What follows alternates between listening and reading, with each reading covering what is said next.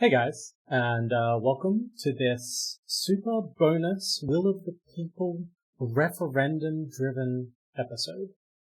I made the absolutely terrible mistake of putting a complex decision about how to run this show to the people without being absolutely assured I would get the result that I wanted.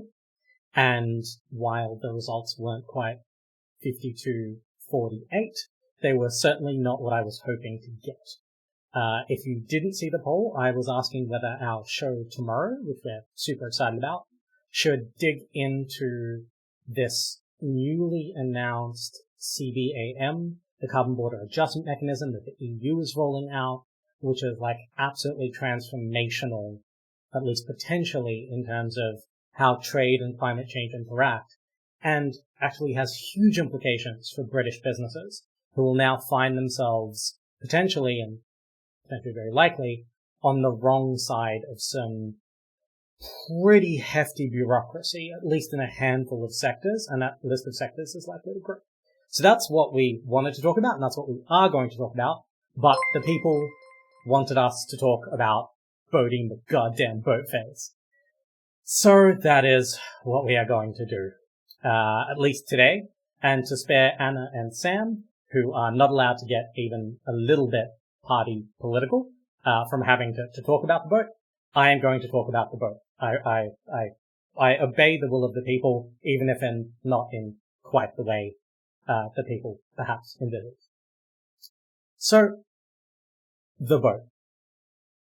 Yes, it's a dumb distraction story. I am absolutely with everyone there. I know people respond with, hey, that's a dead cat, to literally every news article in the world in the United Kingdom. I totally get that.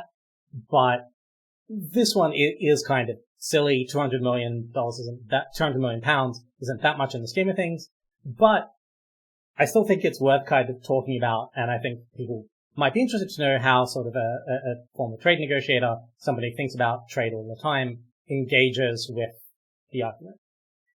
Now, you guys, those of you who have been following me for a while, know that my approach to just about any issue coming out of politics is to kind of say, okay, let's assume that people are making the arguments they are making in good faith and that they mean what they say, and then let's test them on that premise.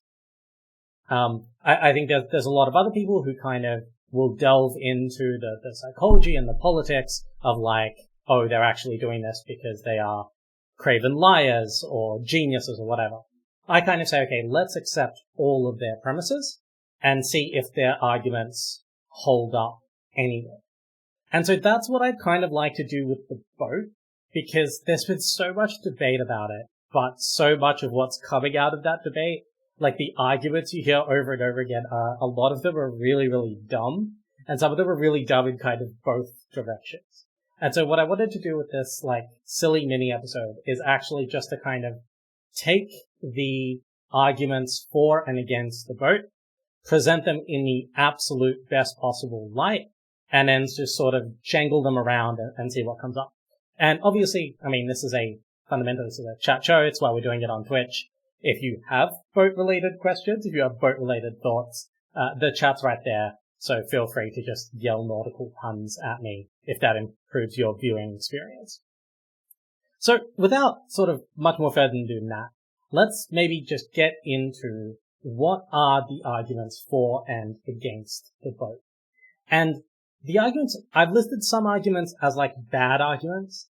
That doesn't mean that the other arguments are good or like super strong or necessarily compelling to me, but they are at least like logically consistent, or they have some grounding of truth.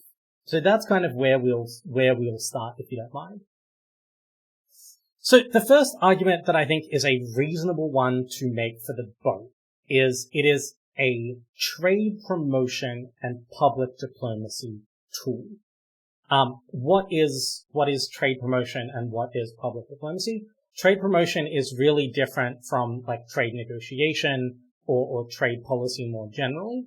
trade promotion is when the government, or sometimes like semi-government bodies, try to help British businesses get business abroad, not so much by like trying to change a government's policy or its taxation regime, but by making those products more visible, by promoting them, by getting them in front of the right kind of people, by holding trade shows, by holding these kind of trade visits where a minister and like 100 companies will do a trade tour of another country. All of this stuff falls under the banner of trade promotion. And the argument for the boat from this perspective kind of goes like this. Okay, what are you trying to do with trade promotion? You're trying to get really important people who have the authority or the wherewithal to potentially like sign off on a 300 million for a new armored personnel carrier from BAE Systems or something into a room with a salesperson from BAE so they can look at that armored personnel carrier, be impressed, start a conversation, and then eventually lead to a contract. The argument for the boat in this context is like, right, if the kind of people who make these decisions are getting like 500 invitations a week. So if we have this really cool, I mean, it was meant to be a royal yacht, right? That was like Chris Hope's big dream. It doesn't look like it's going to be a royal boat anymore because the royals hate it, which feels like something that was worth checking before you announced it, but whatever. So kind of the argument is, right, cool, you've got this boat. They get a lot of invitations, but they don't get a lot of invitations to come and party on a royal or a government yacht. Not that many governments have a yacht. The UK will have one. It's cool. It's different. It's novel. If you have one, people will come, and then maybe they will mingle with the UK businesses on board, and that'll either lead to some deals being done or some investment into the UK. That's kind of the logic. That is the best faith argument on the trade promotion side. That's the ideal scenario for the UK is that Fancy Pants McMoneybags gets an invitation. It's like, oh, cool, a chance to visit the not so royal yacht. While they're there, they get to talking to somebody. Oh, that's a really interesting idea that you're developing, and that product could really help us. Your people should talk to my people. And then like 2.5 years later, there's a deal. Is there any automaticity to it? No. Is it magic? No. But the argument is like, you never quite know with trade promotion what will 100% work or not. And so the argument is, maybe it'll help. Again, I don't want to, I'm not going to put like weights on these just yet. We'll get to that in a bit. But that is the best faith version of the trade promotion argument. On the public diplomacy, public diplomacy is this diplomatic sort of term of art. A lot of different foreign services use it, and is basically like anything that foreign missions do to just kind of promote the country generally. You're not looking to sell anything. You just want decision makers and regular people or influencers in another country to think slightly better of the United Kingdom than they did the morning before you held the event. So the argument there is, again, very, very similar. There's lots of people kind of competing for eyeballs and attention to try to do something novel. All of the missions in DC or New York or wherever have this kind of mandate. So if you have a novelty, which is this not so royal yacht, you keep doing that. So royal-ish yacht or royal flavored yacht, then that would be a cool event that you might get some higher level people, some more attention, some press, maybe journalists would like a trip on it. You get some positive coverage. There is a, 0.1% improvement in how important people or the general public in that country use the United Kingdom. That is kind of the public diplomacy argument. Yes, I will cover domestic politics. Absolutely. That is my third point. I'll get there in a sec. So those are that is the best faith version of the trade promotion and public diplomacy argument. We are buying this boat to help out, FCDO, to do public diplomacy, and we are helping it out to help DIT promote investment and sell UK stuff to people. That is the argument. You don't have to accept it, but that is the argument. Okay. Argument 2 for the boat. that again, it has some sort of internal consistency to it, is basically saying, okay, whatever else you may think of the boat, because we're going to do this, and, you know, a lot of people aren't quite sure how, but they're saying, okay, what we're going to do is we are going to mandate this boat be built in a British shipyard that's maybe currently struggling. It will create jobs in that shipyard so that the money will stay in the country, but it'll also, kind of revitalize the shipbuilding industry of where they're gonna build it. This is basically the argument, exactly. Her Majesty's Royal Mobile Conference and Meeting Centre Yacht. Exactly. It is basically a floating that was argument one. You're basically building, what is supposed to be a pretty cool and novel conference center. And exactly, you know, you're not gonna put the Queen on, a Queen's visit is always a really good chance to promote public diplomacy. This is back to his argument one. Just looking at what the comments are saying. Yes, you know, it'd be great if you could put the Queen into like 30 countries a year to promote, British business and create these big events that people want to come to because it's cool meeting a royal. But she can't be in 30 countries at once. She can't be in 30 countries a year. She's got other things, to do. The boat is basically the head of state of the Queen without the Queen. It's a little bit of that royal magic without the actual royal, or I guess some royal endorsement really anymore. But kind of back to the shipbuilding, subsidy, the argument is kind of like, not only will this create the jobs, but this will kind of be a injection into the industry where in order to build this boat, they are going to have to get good at building boats. Full stop. And so once they have built this boat, they will be able to build other boats. And it will be like a new industry or a revitalized industry of big ship building. And we're going to kind of talk about perhaps the counter arguments to that. But again, this is like the best faith version of we have decided as a government that we have an opportunity here to do something we want to do. And so we are going to subsidize this area. Good question from Skullfrog 7960, among the 4 best types of frogs, on whether, other countries do kind of public diplomacy things like this. Hot air balloons, submarines. You know, I don't know of any, but that doesn't mean there aren't any. Certainly countries do big public diplomacy events, like one of the best parties you can go to in Geneva on the diplomatic circuit is the US 4th of July party, which is like facilitated by Bacardi. And so you go and they do like performances and the Marines do like marching and there's like endless mojitos by Bacardi. Yeah, I mean, I'm not sure a submarine would be the best, like promotion tool because they're pretty stealthy. But like it just pops up in your harbor and sells you a bunch of missiles. I don't know. I'm not in charge of public diplomacy for any government. And there are some pretty good reasons why. But yeah, I don't know that many countries do specifically have a big boat, but certainly, for example, the US will use its aircraft carriers in a public diplomacy role. I think they use them for trade promotion so much, though I stand to be corrected on that.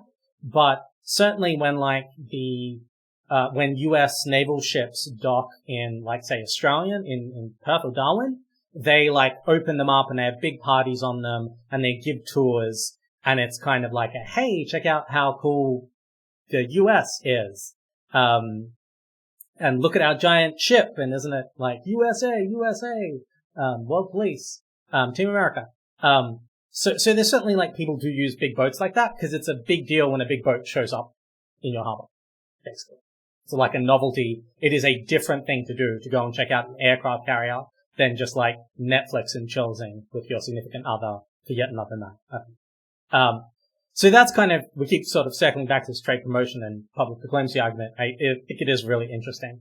So I'm glad you guys brought it up. And then the third one, and someone in chat inevitably brought this up, is basically that it is politically popular. And then this is a, politically kind of, that this is a move that is driven by politics. And I think you can kind of look at that argument in lots of different ways, depending on how you view the role of a democratically elected government.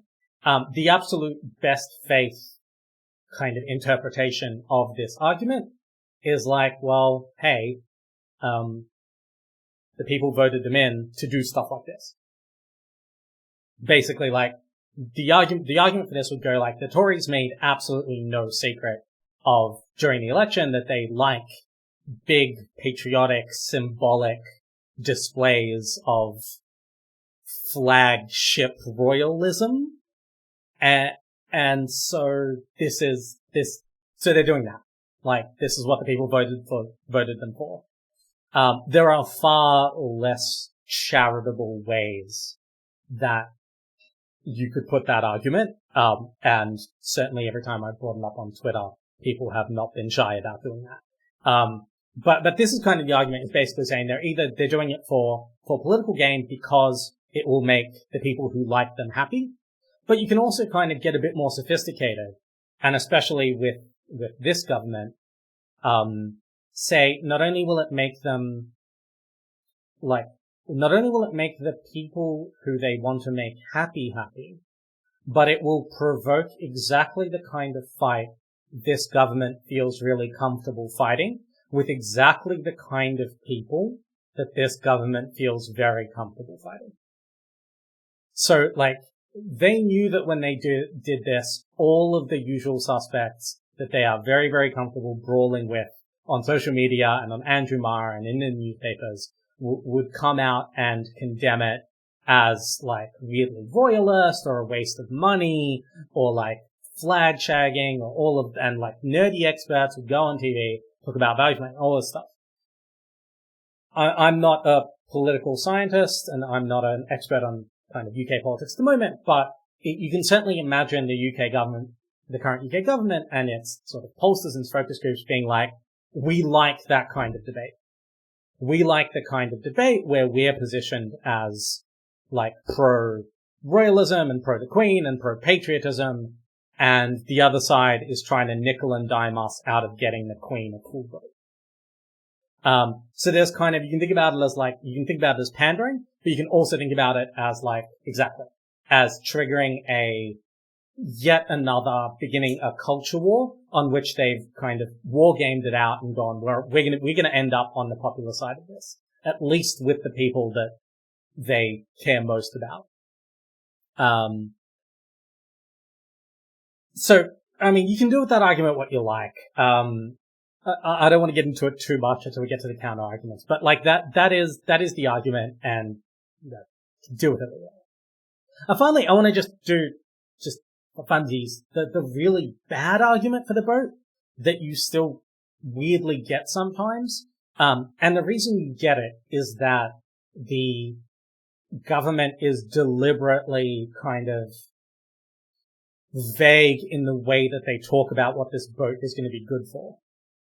It's a kind of Moat and Bailey thing, because what they say is it's going to help the UK land trade deals. And trade deal, like trade, can be read in one of two ways. As negotiators, what we kind of read it as is formally negotiated agreements between governments. That's what it means for the UK to land a trade deal. It gets a free trade agreement signed. Or it gets a bilateral investment treaty signed. Or it gets a mutual recognition agreement signed. Or it gets any kind of, it and another state sit down and sign something. Now, I am not 100% confident of many things in this life, but the one thing I am 100% confident of is that this boat is not going to make it easier to sign free trade agreements. It's just, trade negotiators are not that easily impressed. But secondly, it's how much you impress the trade negotiation team doesn't really affect whether you'll get the FTA done. Most trade negotiations happen in like windowless conference rooms, and that's because they're really, really hard work. They're incredibly grueling. You work like 20-hour days for a week, and then you collapse exhausted. and all of the decisions on the major points are made back in capital anyway. So the idea that you could get FTAs done through this approach is really dumb. But the government kind of knows it's dumb, which is why it plays this kind of footsie game with, yeah, exactly. A boat like that. I forget my farmer's offensive interests. We don't need access to your market after all. Just what did you want us to sign? Exactly. It's insane. But the government kind of knows that. They're not children. So what they do is they use this ambiguous term, trade deals, so that they can retreat back onto the field of, oh, no, what we meant was trade promotion and investment promotion. That's what we meant. We meant, a UK private company would get a deal and contract done, that they had an initial conversation about on the boat, or that maybe they had a breakthrough over drinks and cocktails on the boat. And that's what they mean. But by using that trade deals ambiguity, they're well, if somebody out there happens to get the impression that this thing will be good for FTAs and doesn't get corrected, that does us no harm whatsoever. I find it quite disingenuous, and I think it's quite a deliberate and slightly conniving is a strong term.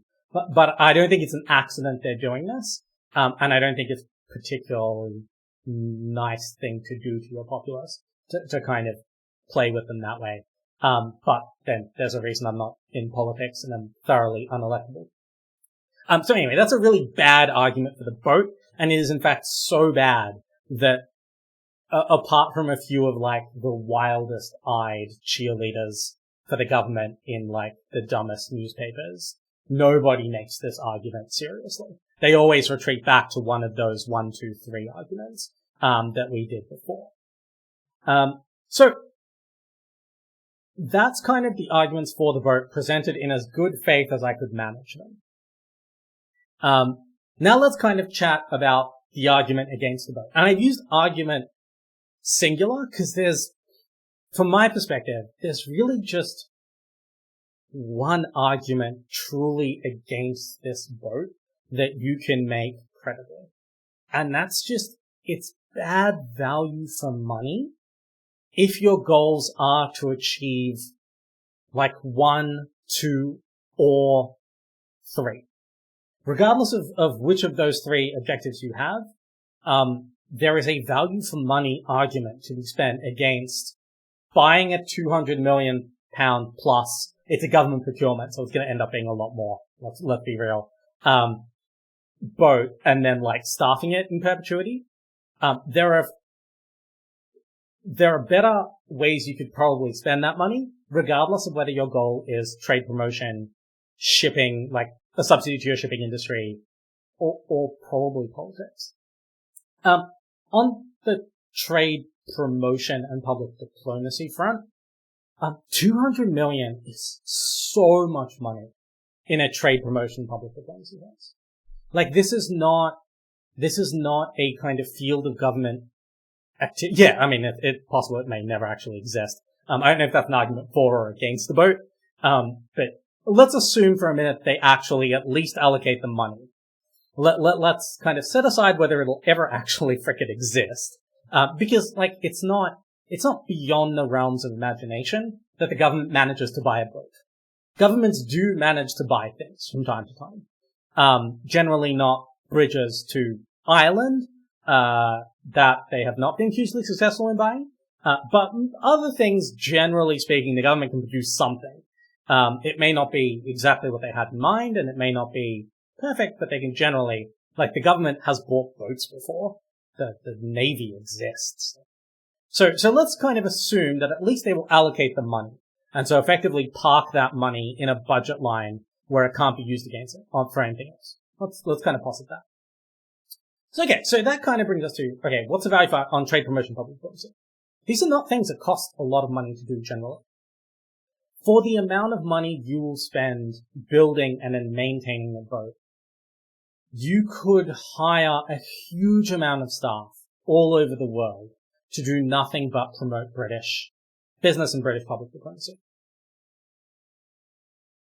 Yeah, I mean, so it's a question: do I cover whether it is a personal ego thing for the Prime Minister or for anybody else?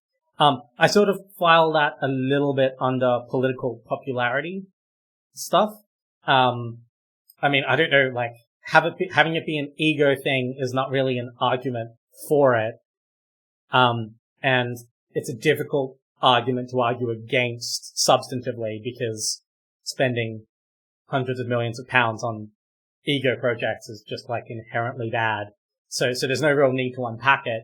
And again, my kind of operating assumption is like, let's pretend this is all on the level. And that they are doing this for the reasons they are saying they're doing this. Cause if they're doing it for other reasons, if they're doing it for some of the reasons that you guys bring up, people bring up on Twitter, like there's no point dissecting any of that. It's just like, it is what it is and it's not great. But let's assume they're on the level. So with trade promotion public diplomacy, you could hire a huge amount of stuff. You could do, people keep saying like, somebody called it the, like, conference center boat before. You could hire so many conference centers. You could hire so many events. You can fly out Ed Sheeran for $200 million. You can put Ed Sheeran on a plane, like every 2 months for the next 15 years. For $200 million, you can, David Beckham becomes your personal business spokesman.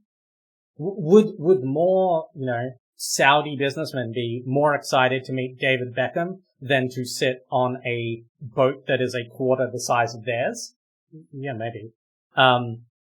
There are lots more creative ways to spend that money in terms of events.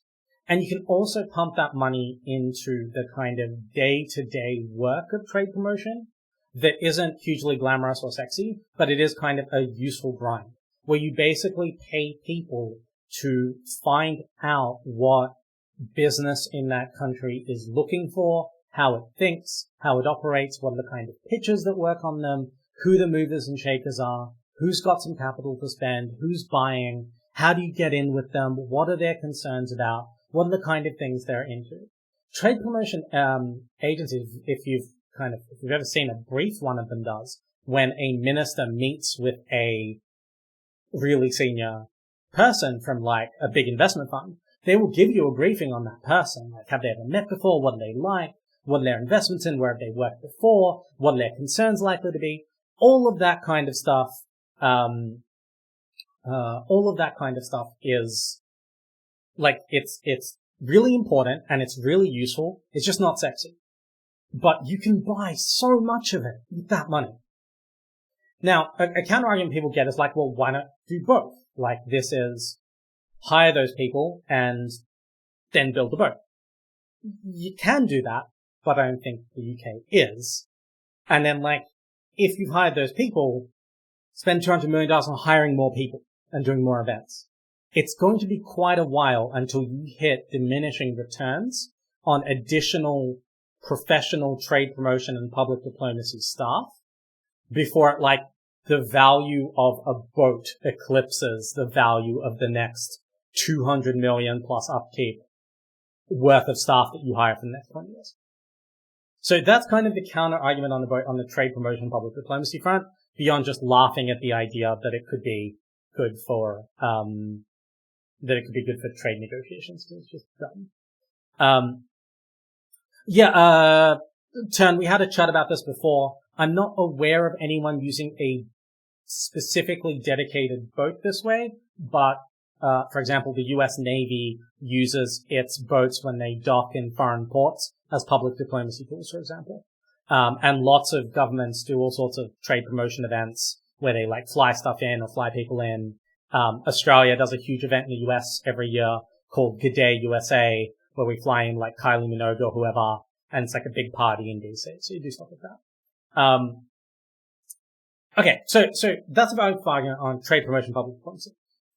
On the shipping industry, the value for money is sort of, it's an interesting point, because the question is, if you kind of follow the thing through to the conclusion, the reason they are mandating this be built in a UK shipyard is the assumption that if you just put it out to a tender, if you just kind of did it through, say, EU procurement rules, well,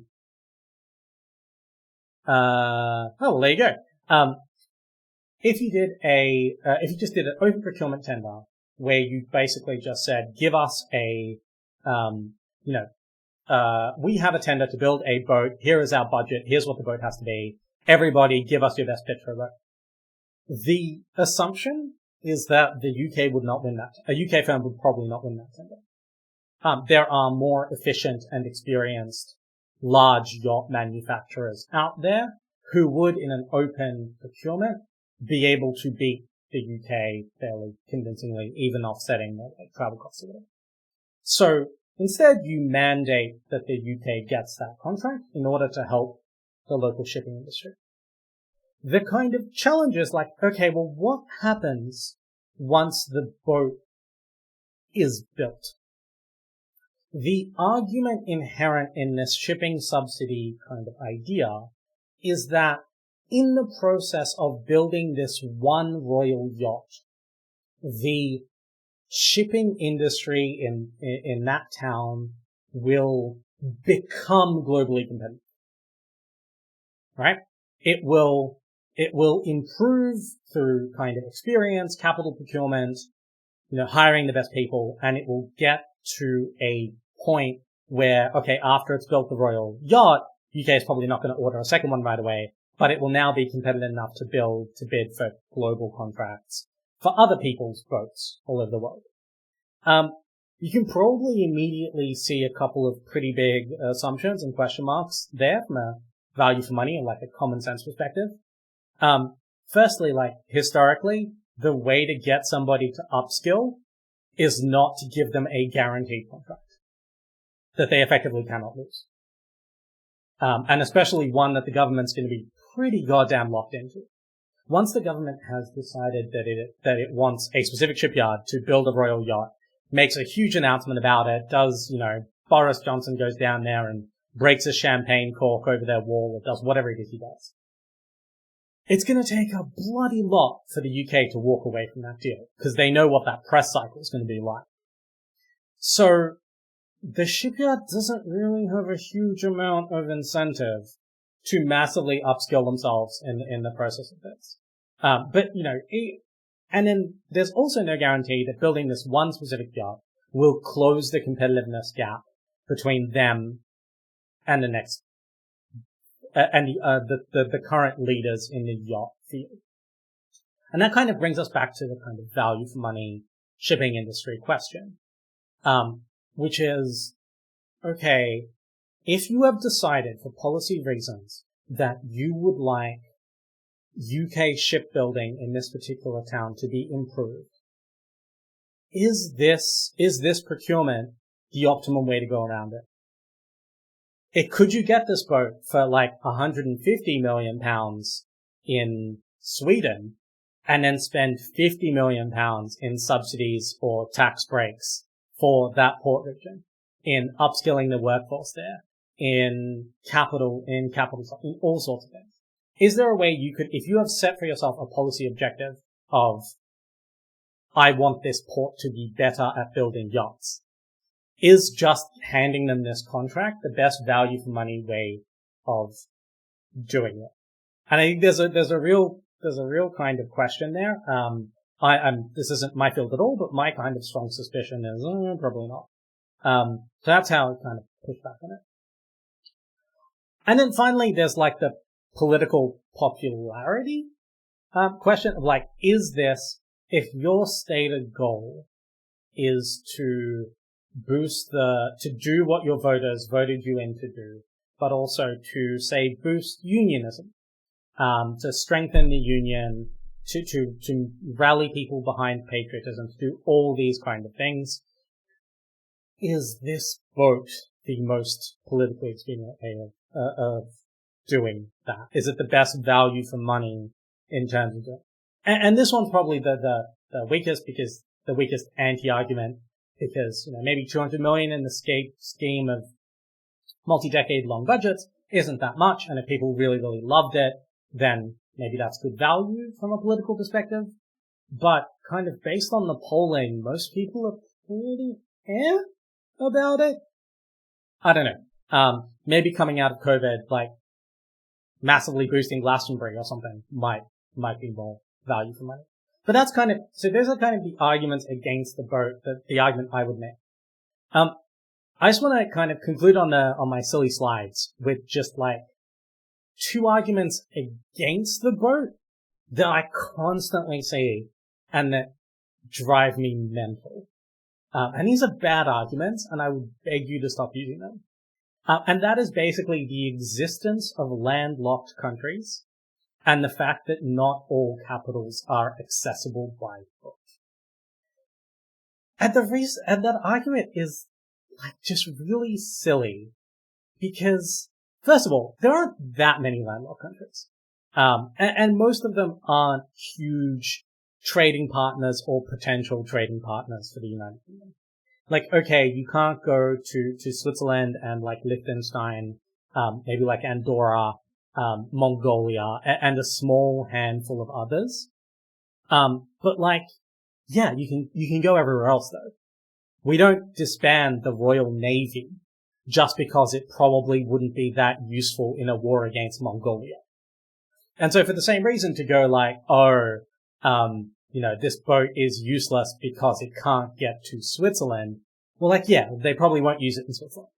They'll just use it, but they can use it like everywhere else. And the ability to get to like 9 out of the 10 of the UK's largest trading partners, potential trading partners, is pretty good for an investment. So that's not a super good argument. The inland capitals one also kind of makes sense, but yeah, okay, you can't sail it to like Canberra, but there are cities on the coast of like every major country. If you couldn't get it to DC, you could get it to like New York, and New York's pretty good. You can't get it to Canberra, but you could get it to Sydney. And if we are still kind of adopting this insane meta logic of theirs about trade negotiators, if it was agreed to have a trade negotiating round aboard the HMS Trade Face, they would put Australian negotiators on a plane from Canberra. If they're willing to fly them to the United Kingdom for a trade negotiating round, I promise you they're willing to put them on a bus for 3 hours to get to Sydney. Ditto kind of just about every other inland capital. Yeah, but like, how many of those are significant trade? 45 plus 5 landlocked countries out of 195. So exactly, 75% coverage is pretty good, and when you break that coverage down by GDP, by global GDP share, that's a pretty goddamn good coverage. Now, the kind of tangential argument that people use on this that makes a lot more sense is it takes a while for a yacht to get anywhere.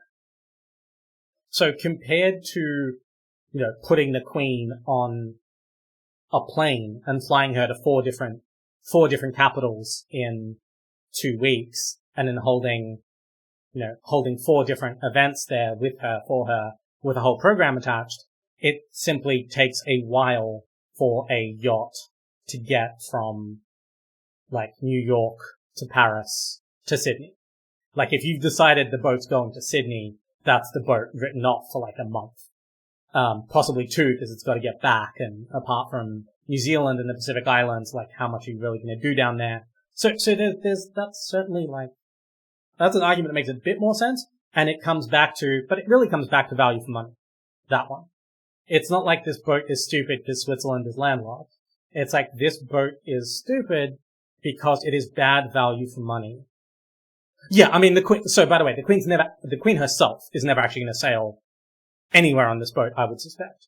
I think what they would do with the Prime Minister and with the Queen and with anybody they wanted to put on the boat is they would sail the boat to the place so that its arrival is timed for a royal or ministerial visit.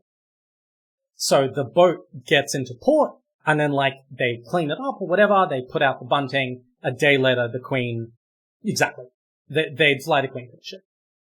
So that argument like holds a little bit. So kind of the argument that it's bad value for money from a trade promotion perspective because it can only be in one place at once, and it takes it a while to get anywhere, makes more sense. But the landlocked argument, like, doesn't make much sense at all. If we're being completely candid. And I just think, like, if you want to pick this thing apart and you want to attack it, my comfort zone is like, accept their premises and then just kind of attack them for what they are, and stay away from sort of, I guess, bad arguments that just won't necessarily resonate, because they just won't, if that makes sense. So yeah, that is my glorious, like hour-long, 45-minute long rant about Bodhi McTradeface. I have tried to cover every argument I could think of. Other arguments, anybody in chat got an argument I haven't sort of engaged with in good faith? Kind of dealt with ego problem a little bit. We've covered off this question of whether others have it. I mean, this is kind of is what it is a little bit. This isn't a huge deal, but I think just from a good governance standpoint, it is useful to have, when the government does anything, to have a kind of substantive discussion on the merits and not just yell slogans back and forth, and to really unpick it and say, okay, if this thing is going to do what you want it to do, how would that work? And could there be ways we can do it by spending less money? Yeah, I mean, I strongly suspect they can crew this yacht. I mean, my partner watches a lot of the show Below Decks. Perhaps they could get those guys to do it. They seem very competent. I don't know whether this thing will be a military crewed vessel or a civilian crewed vessel. That's kind of interesting. If you haven't read it already, David Allen Green, on Twitter and everywhere, has some really interesting analysis and discussion about how they're going to actually buy this thing. Because basically, if it's a civilian procurement, like if it's just the government buying something, then I think his argument is that then the government is mandated to conduct an open tender, basically, under the government procurement agreement in PCA. Whereas if it's a military procurement, then this thing's got to be a military vessel. I pretend to watch it. I pretend not to watch it over their shoulder quite a bit. Reiki boy. I will admit to nothing. Yeah, I mean, Autopeaks, like, it is so hard to kind of seriously engage with this stuff when there's so much noise and there's so much insanity. There you go. There's so much, like, insane ideas thrown out there, but it looks like they will at least probably do this one. I know they've announced bridges like 7 times, but then they run into some pretty fundamental, like, engineering problems. But I genuinely think they will probably at least try this, in the sense that they will set the money aside and they will begin the process of, like, tendering and contracting it, and then somebody is at least going to make an effort to build it. That is my kind of suspicion, because the money's not, like, so insane that it's unthinkable, and I think they might do it. And a lot of these problems you guys were saying about before, that it might not ever make it, chances are if this thing doesn't get built, it doesn't get built on somebody else's watch, if you know what I mean. By the time this project collapses, this current government won't be in power. Or, I mean, the Tories might still be in power, because, you know, UK politics, but maybe not this prime minister, or maybe not this team. And so kind of for them, the political downside's fairly low. If the whole thing falls apart 15 years from now, well, that's a shame, but it won't impact on them politically. They'll be on their speaking tours and writing their memoirs, or, doing that kind of thing. So, yeah, but, I mean, Autopeaks 100%. It's so hard to kind of engage with this stuff. But I do genuinely, honestly, and I know I'm like a sappy neoliberal elite technocrat nerd wanker, but, like, I genuinely think it is just useful for the discourse for as many people as possible to just engage with this stuff seriously, rather than only making jokes about it, or rather than just blanket dismissing anything that comes out of the government as just inherently evil on spec because of who it came from. I don't think I'm a particularly effective critic of the government when they do bad things, but to the extent that any of my critiques gain traction, it is genuinely because I am not reflexively critical. In the sense that I have no difficulty praising the government when they do good things. And when I do critique them, I try to be as nuanced as I can, and I try to accept their premises. I don't know if that's working, but it's kind of my best attempt to be an effective analyst or critic, whatever, of government activity. So that's kind of me. Thank you so much, guys, for hanging out for this impromptu rant. I know I gave you guys all of 9 minutes notice for this referendum-driven guilt stream. I'm going to make one more pitch for you guys tuning in tomorrow or watching the VOD. We're basically going to cover 2 things on tomorrow's show.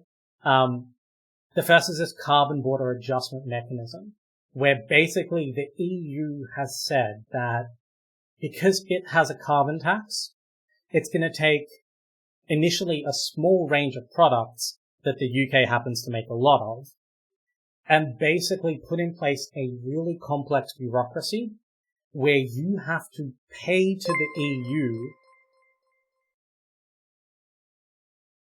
Oh wow, thanks, gents. Jesus.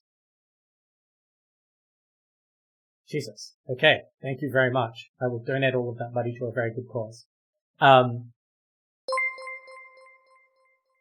So like you will have to basically pay them the amount of carbon tax that you would have paid if you'd made it in the EU.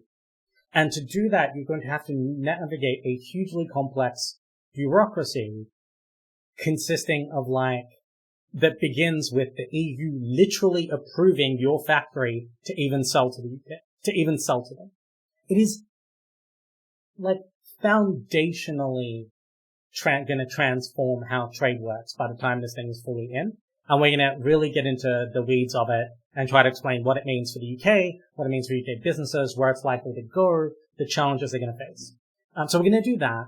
And then Anna Isaac, who's a lot smarter than Sam and I, and has been working on global taxation issues forever, is going to talk us through the G7 international tax deal that just came out. It's just done in the UK, where they've agreed sort of minimum taxation for the world's largest companies. And that's going to have, there could be nothing, but it could be absolutely huge. I don't know enough about it. Sam knows a bit about it. Anna knows everything about it. And we are going to sit there with Anna while she explains it to us, and we ask her all of our stupid questions, but you guys ask her the questions that you want to know about this. Because, as I'm sure you've noticed, big corporations and where they get taxed and how all of that works is absolutely the defining story of the next century. So this is really, really huge. It's the first truly multilateral effort to tackle tax havens and tax evasion and tax-based shifting. So it's going to be really, really interesting. Exactly. Well, the dream is less double Irish. Whether they will successfully manage to end the double Irish sandwich is a very, very different question indeed. But for the first time, they're really going to try seriously. And it's going to be a huge, huge, huge story. And Anna's going to explain to us. So yeah, that will be on, Monday, at 19:30 your time if you're in the UK, 20:30 if you're with me in Europe, and I have no idea what time it will be EST, but hopefully not too late. So yeah, I really hope you can join us if you don't catch the VOD, and thank you again so much for coming, and to Jen's many, many Korean hearts for all of those subs. Far, far too kind. Thanks again, guys. Talk to you soon.